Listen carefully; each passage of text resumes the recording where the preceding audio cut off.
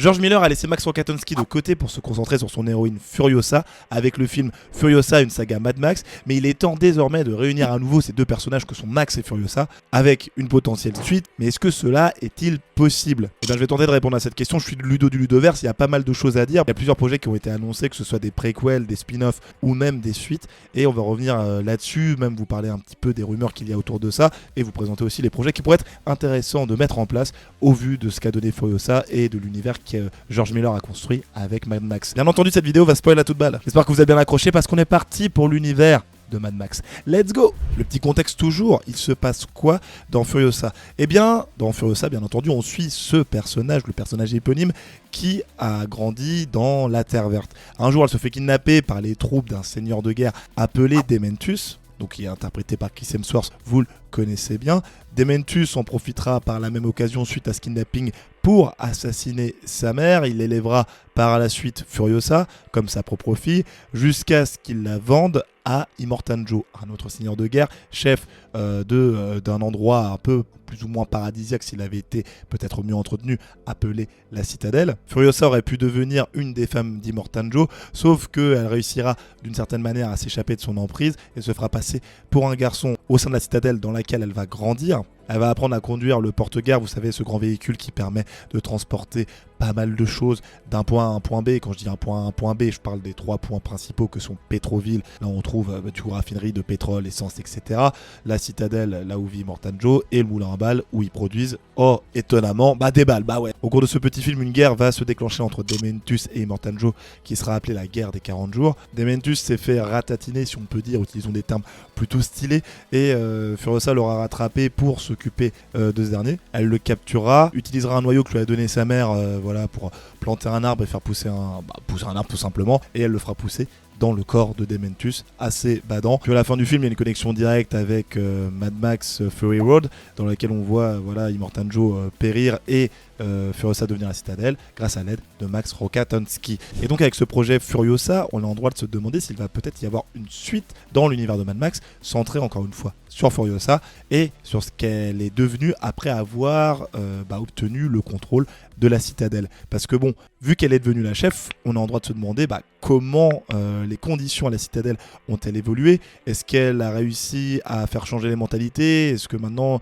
les enfants, ou du moins les soldats, vous savez, tous ceux qui sont grimés en blanc, eh bien ils se sont totalement détachés d'Immortan Joe, et est-ce qu'ils ont pris un peu conscience de leur situation? En mode, vu qu'ils sont malades, est-ce qu'elle a réussi à se concentrer sur l'aspect médical, ou tout simplement réussi à leur faire changer de mentalité et arrêter de se prendre pour des kamikazes, être des kamikazes tout simplement? La Citadelle est-elle devenue une nouvelle terre verte à l'image de l'endroit où Furiosa a vécu? Donc c'est autant de questions comme ça qui sont extrêmement intéressantes, et ça pourrait totalement être raconté par le biais donc d'un autre film centré sur Furiosa, et dans lequel ils introduiraient potentiellement un nouvel ennemi, voire juste que Furiosa soit elle-même l'ennemi. Parce que George Miller, il avait dit en interview justement, donc George Miller, le créateur de tous les Mad Max, utilisons le terme fort, le terme coup de poing, oui, parce que George Miller c'est le papa de la franchise Mad Max, et il a dit qu'il avait déjà pensé à ce qu'était devenu Furiosa des suites du film Fury Road. Parce que comme je vous l'ai présenté précédemment, il y a 2 possibilités en vérité. C'est qu'elle soit devenue une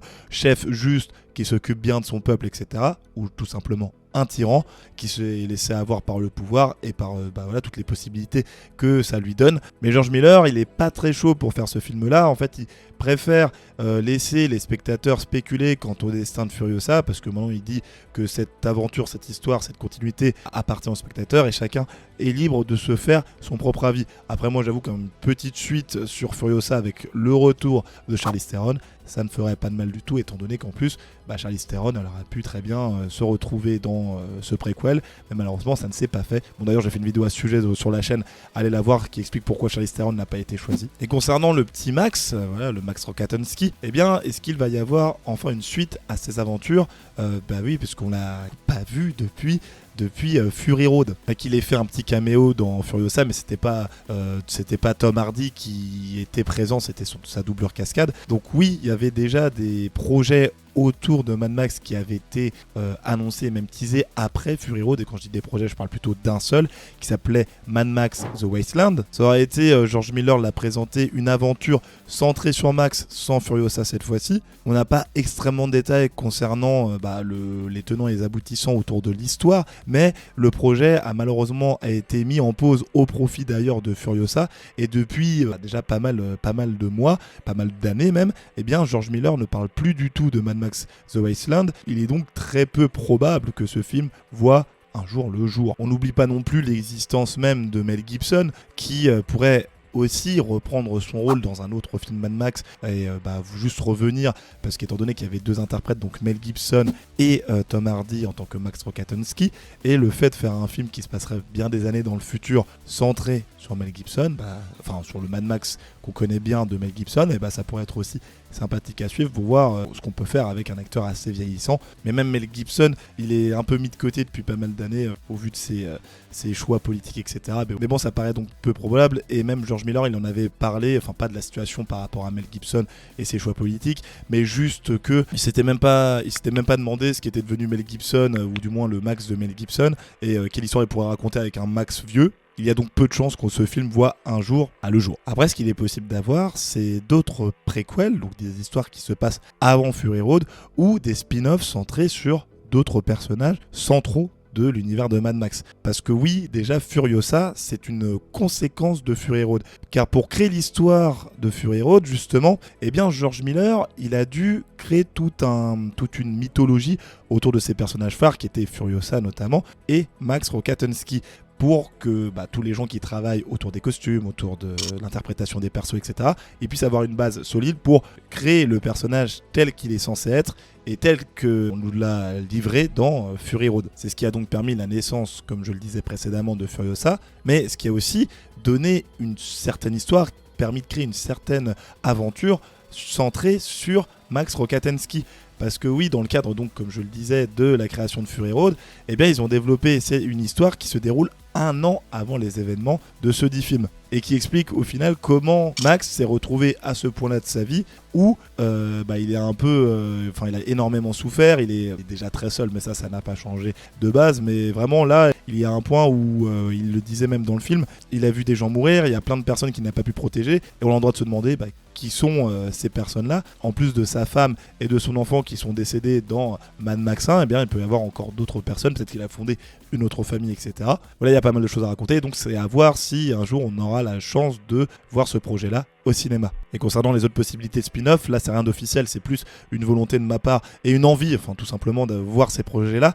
Moi je suis chaud pour avoir des spin-offs centrés sur les méchants, les vrais méchants de Mad Max depuis Fury Road, donc Immortan Joe et Dementus, parce que ces deux personnages, ils ont beaucoup de choses à raconter, même ne serait-ce que voir leur montée en puissance, comment ils sont devenus les chefs de guerre et les seigneurs de guerre qui sont dans les projets Fury Road et Furiosa, et voir comment les événements de cette apocalypse qui a touché le monde entier, ça les a influés pour notamment Immortan Joe devenir le garant de l'ordre de cette trinité qui est la citadelle, Petroville et le moulin à balles. Donc là il y a pas mal de choses à raconter, il y a même toute une mythologie qui a été encore un peu plus présentée dans Furiosa, et je pense qu'il y a encore d'autres choses à faire.